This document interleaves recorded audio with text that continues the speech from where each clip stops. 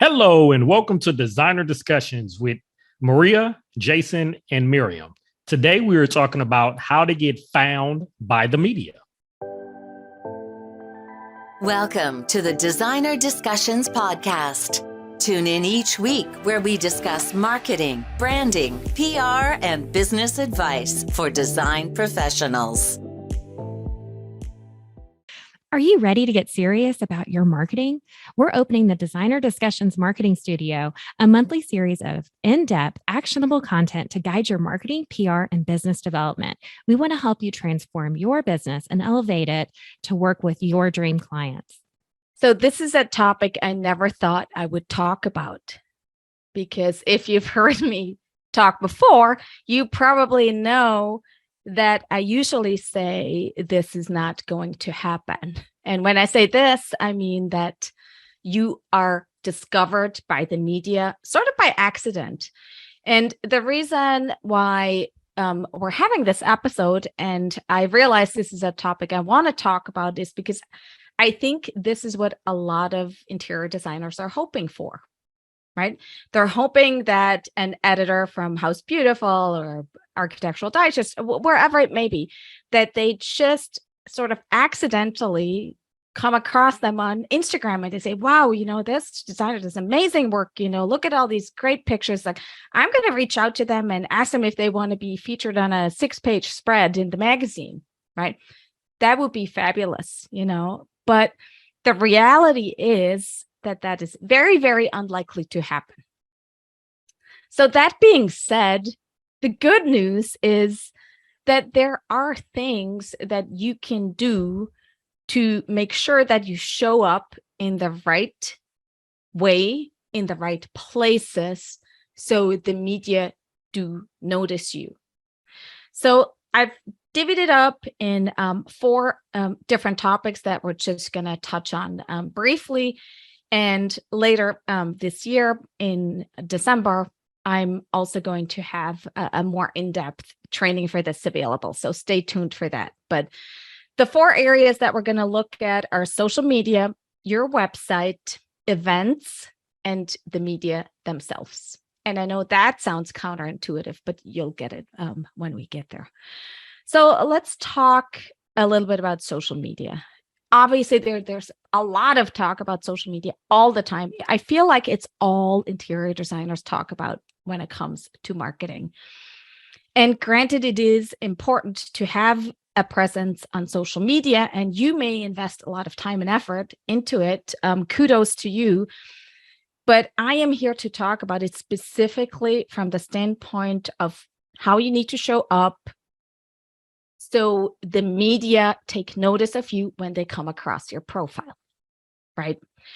And we'll talk a little bit about Instagram, which is obviously the #1 platform. That's probably what everybody is thinking about. And it's really kind of basic. It's like you have to follow all the good practices that everybody recommends. And we've talked about it on the podcast many times over.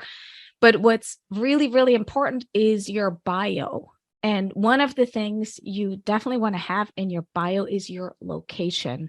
And I find that is often missing. But when media go out and look for designers to provide content for whatever it may be, geographic location is often an important point. For maybe they're working on a story about a particular area, or maybe they already have they need 4 designers to participate. Maybe they already have 3 and they want the 4th one to be from a different area. This happens very frequently. They're not going to use 2 that are from the same place normally. So make sure you include your location. Obviously, just make sure your bio is complete. Please use your own photos in your feed. So when an editor goes and looks at your feed, it's not a bunch of projects from other designers, which that's a whole other episode. It's great to give credit to other people, but really on your social media, it's like your business card, right? It's like it's your work. So show off your work. So when they go there, they get a sense of what your style is, the types of projects you work on, and make it look like your creation. The second thing on Instagram that can also be very important would be like the next step. But if you're serious about wanting to be found by the media, do engage with them, right? Follow them on social media. And I'm not just talking the media outlets, which that's somewhat helpful, but honestly, you never know who manages the social media account. It might be the intern or the super junior editor who really doesn't have a lot of say in anything that goes into the magazine. But you can also often find the actual editors' profiles on social media, and they're very easy to track down. And if you look at them, if their public is profile and you notice that they do talk about the work that they do, follow them, show support, engage. So they see your name around and they know who you are. So, and it's not like you're pitching them, but just build a relationship, show support, show them that you like their work, and eventually they will take notice of you. And maybe when they're looking for a new contact, new project, new whatever, new comment, maybe they'll reach out to you. So those are the two things I would say for Instagram. On Facebook, just make sure you have a professional profile set up so you come across like a professional. A platform that journalists often frequent is Twitter. And there, especially freelancers, actually are very active on Twitter. And if you are a Twitter person, by all means, go find the editors. There's certain hashtags that you can look for, like journal request.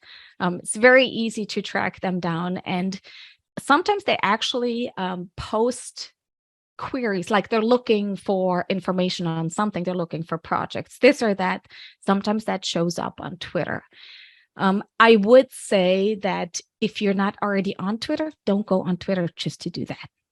I don't even do that. I occasionally go and check it out, but Twitter is like another big black hole that's going to suck up your time and energy. So if you enjoy it, then do it, and just include the media and the editors into the people that you follow. Otherwise, forget about it. The last place that I want to mention is LinkedIn. And I'd say somewhat the same advice for this. If you are on LinkedIn, then try to connect with editors in a professional capacity, right? Most of the editors that cover us, but a lot of them are on LinkedIn. I have like hundreds of journalist friends on LinkedIn. And I noticed that more and more of them start posting actual posts on LinkedIn about the work that they do. So I think that is up and coming. So if you are on LinkedIn, that's a platform you frequent, you enjoy, just include the media in everything that you do. I know Maria wants to talk about TikTok, and it's definitely another place where you can do. I don't necessarily see a lot of journalists like from our space showing up there, but they may change. So let's keep an eye on it. Then lastly, I want to say whatever platform you are on, especially if it's Instagram or Twitter, use those keywords. We did a whole episode on this. It was episode 59. And just to be found more easily, listen to the episode, and follow all the advice that's in there, and then use those keywords in your social media. The second area I want to talk about is your website. And I actually say this is more important than your social media, because most likely 100%, if an editor is considering you as a source, if they want to work with you, they are going to look at your website. So make sure that it's somewhat up to date. I know this is always difficult, and we have episodes about websites as well, but it is, if you want to make a good impression, right? If your website is 5 years old, the editor is going to be able to tell. If you don't have any current projects showing up in your portfolio, the editor is going to be able to tell, and that's going to make you less attractive. So you want to have your website updated for everybody else too, but the media are, you look at them as like a potential potential clients, media, they want to see your latest and greatest work on your website. They also want to know where you're located. And I see this missing it's sometimes hard when you go on an interior designer's website. It's often quite difficult to figure out where they are actually located. So often you have to go all the way to like the contact and say, oh, wait, what state is this in? What area is this in? And that may work for potential clients because they're usually in your area already. But when somebody from the media comes to your website, especially if we're talking national, they have no idea what state you're in, what city you're in. So if you can just add it in somewhere on your website, so it's easy to find, that would be super, super helpful. Obviously have your contact information there, have things that have it be on brand. It is important. That goes with making a good first impression. If you have any media coverage, show it off on your website. And we'll get to this a little later because media like other media. So make sure you feature it on your website if you have it. And then also make sure that you have your basic SEO in place. And I know we have a couple of episodes on this and we can link to them in the show notes also.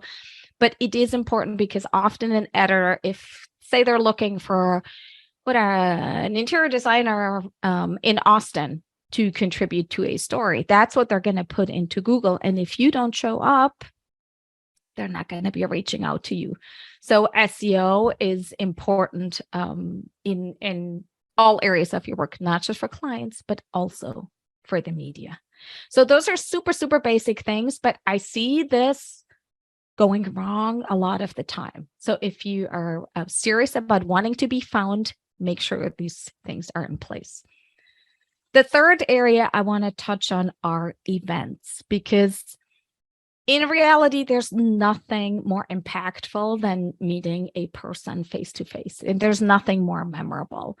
And it just so happens that the media attend a lot of events. I mean, the number of events an editor gets invited to is insane. I'm like, I don't even know how they get any work done. During the pandemic, it was definitely a little less. There were more virtual events, but the same applies for virtual events. It's still somewhat of a meeting.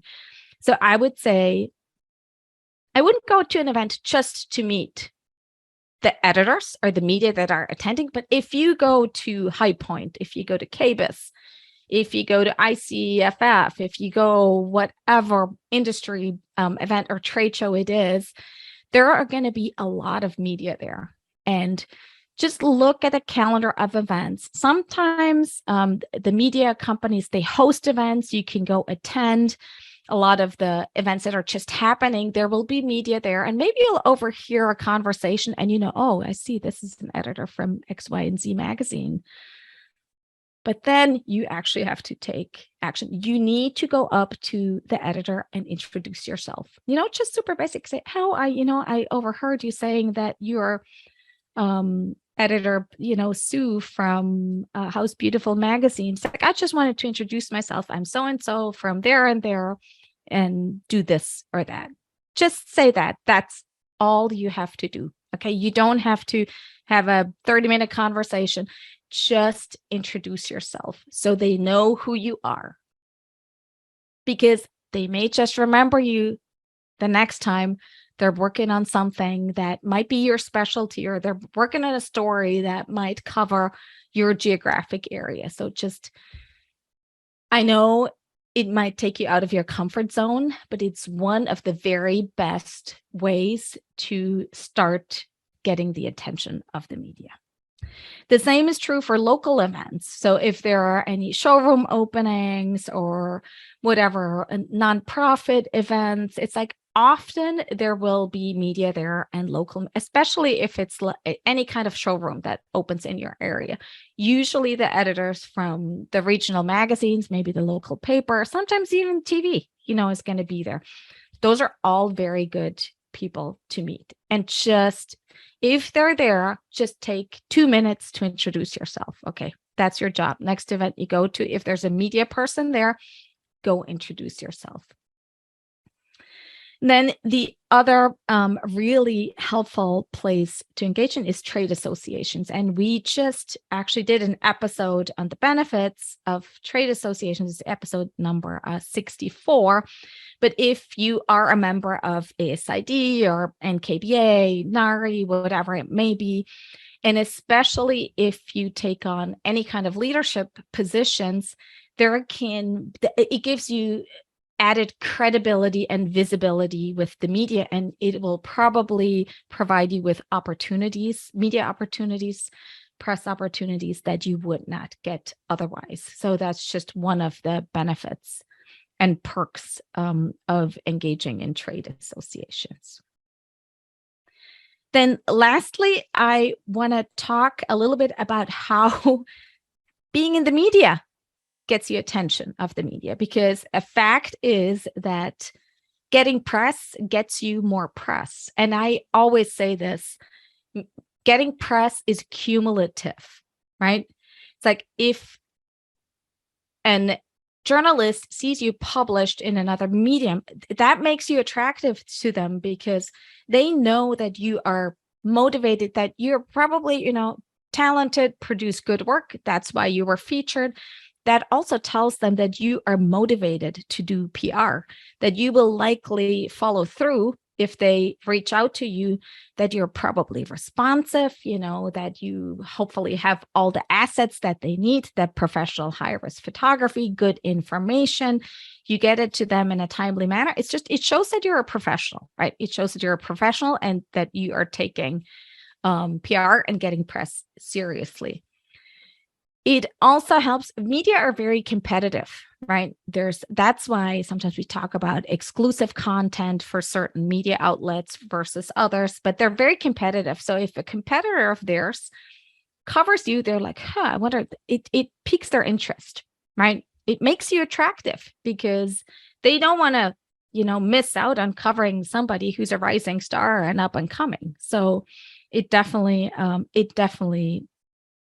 piques their interest. And I want to say, don't discount small local publications or online placements, because it all ends up being cumulative. And if you can use these placements, let's go back to the website, right? If you get some of these smaller placements and you can add those logos and those articles to your website, if an editor from a larger magazine stumbles on your website, he'll see it's like, this person has so many media placements under their belt. Goes back to having the credibility and being motivated to do PR. It's just like, this would be a good person to work with. Maybe I reach out to them and see what they have to offer. So like a lot of these things sort of go hand in hand, but the idea is that you show up with your best self, your best business self. You show up and show them that you are ready and you have what they want. You make it easy for them to get to information. You make it easy for them to reach out to you. And that definitely will increase your chances of being found. I am not promising you that you do even all of these things, and next week an editor is gonna knock on your door, or send you a DM on Instagram and say, hey, I want to do a big feature on you. But it will help if and when they come across any of your information in any of these places, and being prepared and having these things in place will help you actually make it happen. And this is the pre-foundation of doing PR. Like, this is all the things you have to have in place.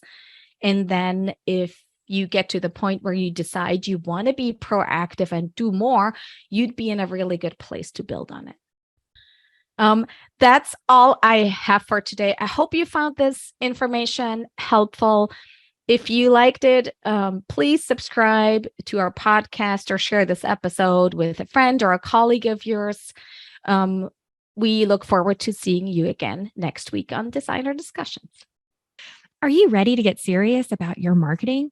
We're opening the Designer Discussions Marketing Studio, a monthly series of in-depth, actionable content to guide your marketing, PR, and business development. We want to help you transform your business and elevate it to work with your dream clients. We hope you enjoyed this episode of Designer Discussions. What was your takeaway? Care to share your thoughts and tag Jason, Maria, and Mirjam on social media? You can find them on all platforms at designerdiscussions.com. Don't forget to like, subscribe, and leave a review or comment for this episode from wherever you are listening.